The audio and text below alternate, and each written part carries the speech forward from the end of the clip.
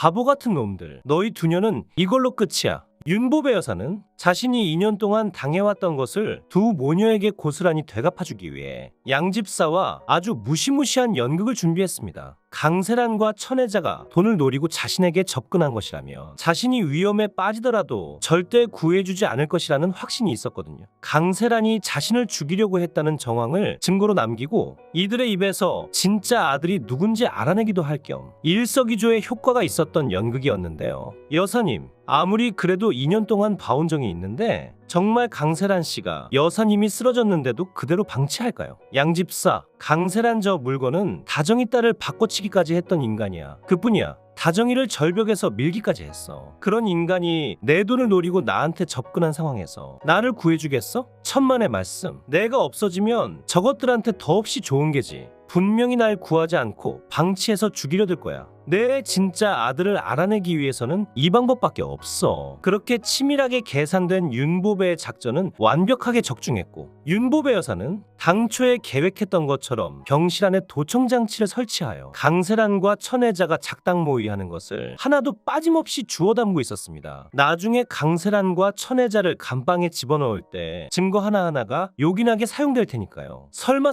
했는데 정말 나를 죽이려고 할 줄이야. 윤보배 여사는 이렇게 썩어빠진 인간들에게 지난 2년 동안 아낌없이 베풀어줬다는 생각에 자신의 안일했던 행동을 자책하면서 마음속으로 피눈물을 흘리고 있었어요. 당장이라도 경찰을 불러서 이것들을 잡아 쳐넣어야만 속이 후련해질 것 같았지만 강세란을 이대로 경찰에 넘기면 자신의 아들을 찾는 것은 또다시 원점으로 돌아가는 것이기 때문에 눈물을 머금고 의식이 없는 척 연기를 하면서 두 사람이 하는 얘기를 조용히 엿들었습니다. 그런데 강세란과 천혜자의 대화는 그야말로 가관이었어요. 이 노인네 70 넘게 살았으면 살 만큼 산 거지. 눈치 없이 또 깨어나는 거 아닌가 모르겠네. 그러기 전에 빨리 윤 여사 재산을 빼돌려야겠어. 윤 여사가 깨어나는 날엔 우리 둘 다 끝이야. 강세란은 윤보배가 연기를 하고 있다는 건 꿈에도 모른 채 순진무구하게 윤보배가 잠들어 있는 병실 안에서 범행 계획을 모두 실토하고 있었습니다. 구체적으로 어떻게 재산을 빼돌릴 것인지 또 언제 범행을 실행할 것인지와 같이 아주 디테일하면서 친절하게 증거를 차곡차곡 정립해주고 있었는데요. 그런데 바로 그때 의식이 없는 척 연기를 하고 있던 윤보배 여사는 강세란과 천혜자로부터 믿을 수 없는 이야기를 엿듣게 됩니다. 그것은 바로 윤보배 여사의 진짜 아들의 정체였죠. 윤 여사가 자기 아들이 신덕수인 거 절대로 알게 해서는 안 돼. 만약 자기의 아들이 신덕수라는 걸 알게 되면 분명히 신덕수의 죽음에 대해서 집요하게 파고들 거고, 그럼 내가 위험해진단 말이야. 그러고 보니 그렇네. 사기죄로 감옥에 들어가는 거랑 살인죄로 감옥에 들어가는 거랑 천지 차이지.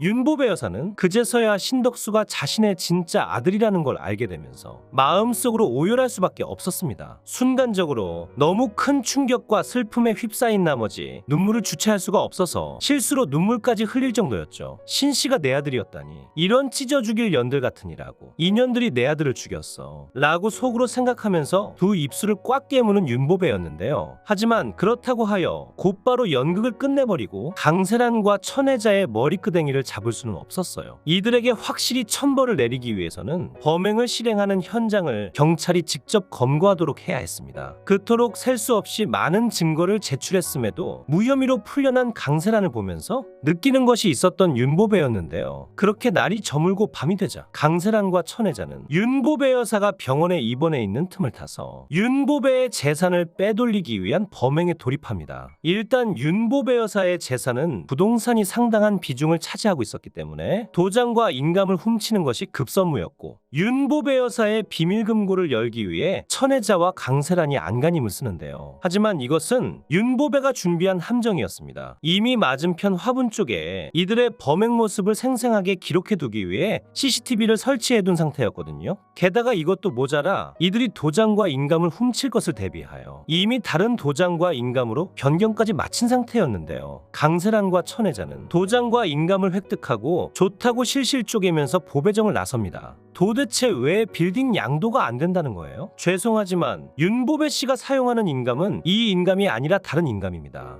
최근에 오셔서 새로운 인감으로 변경하셨어요. 뭐라고요? 아니 저 망할 노인네가 사람 피곤하게 하네. 그렇게 강세란과 천혜자는 아무것도 빼돌리지 못한 채로 병실에 돌아왔고 심적으로 강한 압박을 느낄 수밖에 없었습니다. 이대로 윤보배 여사가 깨어나게 되면 100이면 100, 경찰에 범행 사실을 신고하여 감방으로 직행하게 될 것이 불보듯 뻔했으니까요. 일전에 정다정의 신고로 감방에서 지옥 같은 체험을 했던 강세란이기 때문에 무슨 수를 써서라도 감방 생활만큼은 피하고 싶었어요. 위계 질서가 지나치게 확고한 감방 안에서 걸레질을 했던 일주일의 기간은 강세란에게 가장 끔찍한 순간이었습니다. 절대로 감옥으로 돌아가진 않을 거야. 나도 마찬가지다. 거기 있다가는 형기를 다 채우기 전에 그냥 맞아 죽을 수도 있어. 결국 강세란은 뭔가 마음속으로 결심을 한 것 마냥 자리를 박차고 일어나더니 간호사에게 달려가서 다음과 같이 말합니다. 저기 선생님, 윤보배 환자 말인데요. 다시 건강을 회복할 가능성도 있을까요? 그럼요. 이미 맥박은 정상으로 돌아오셨으니 빠르면 내일이나 내일 모레쯤에 의식을 차리고 깨어나실 거예요. 간호사의 말이 끝나기가 무섭게 강세란은 일전에 신덕수를 밀어서 돌에 부딪히게 했을 때처럼 살기에 가득 찬 눈으로 변해 있었습니다. 둘 다 살 수는 없어. 윤 여사가 죽든 아니면 내가 죽든 둘 중 하나는 죽을 수밖에 없다고. 그렇습니다. 또다시 강세란이 자신의 추악한 비밀을 숨기기 위해 신덕수를 죽였던 것처럼, 정다정을 절벽에서 밀어서 죽이려고 했던 것처럼 윤보배도 죽이겠다고 마음을 먹은 것이었죠. 이건 무슨 세 번째 결혼도 아니고 세 번째 살인이라고 해야 하나요? 천혜자는 그나마 일말의 양심은 있었는지 윤보배 여사의 숨통을 끊어놓겠다는 강세란의 모습을 보면서 한사코 뜯어 말려봤지만 이미 강세란은 이성을 잃은 상태였습니다. 엄마, 조만간 윤 여사가 깨어나면 우린 끝이라고. 또 감방 들어가고 싶어? 난 죽으면 죽었지. 절대 그럴 수 없어. 그렇게 날이 저물고 밤이 되자 강세란은 7년 전에 정다정으로 위장하고 안나를 바꿔치기 했던 것처럼 간호사 복장으로 위장하여 윤보배 여사의 산소호흡기를 떼기 위해 병실로 향합니다. 자신이 가짜라는 게 들통난 상황에서 보배정의 장마조차 빼돌릴 수 없다면 분명히 왕제국한테도 손절당할 것이 뻔했기 때문에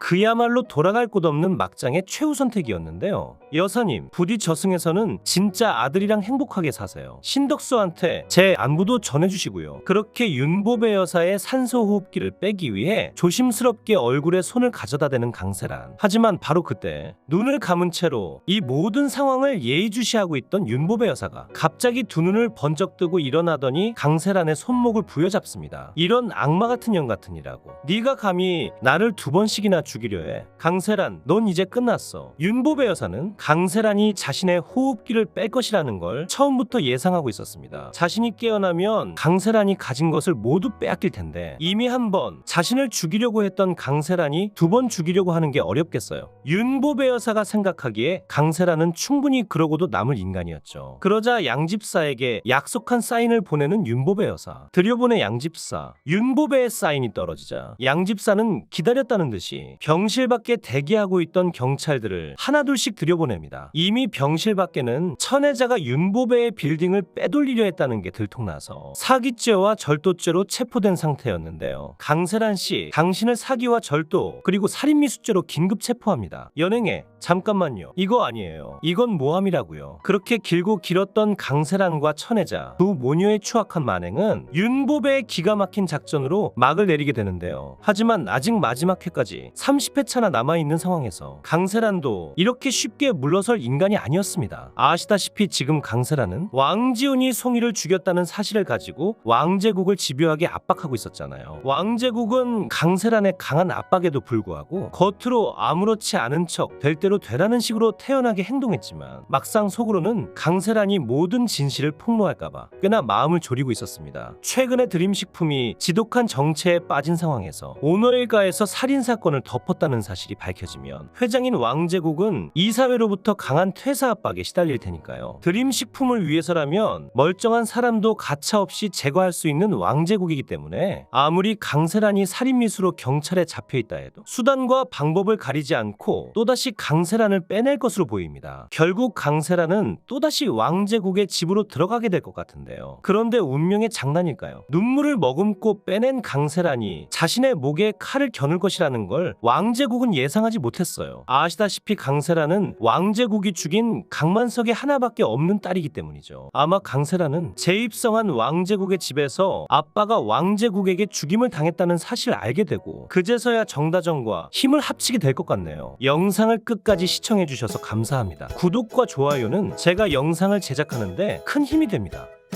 구독, 좋아요